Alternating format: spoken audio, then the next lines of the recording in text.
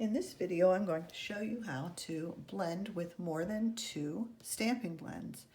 So I'm going to start by using the brush tip of my light Daffodil Delight and lay down some color.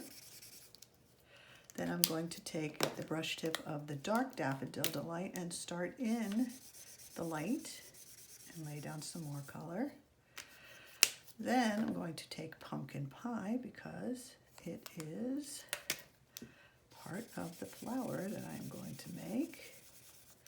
And then I'm going to take dark. So I went light Daffodil Delight, dark Daffodil Delight, and now dark Pumpkin Pie. And now to finish this effect, I'm going to start back with the light Pumpkin Pie, the dark Daffodil Delight, and the light Daffodil Delight.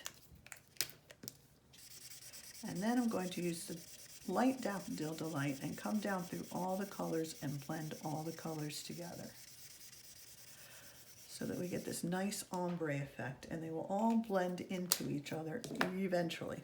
All right, so now I'm going to ink up one of my Daisy stamps here with Memento.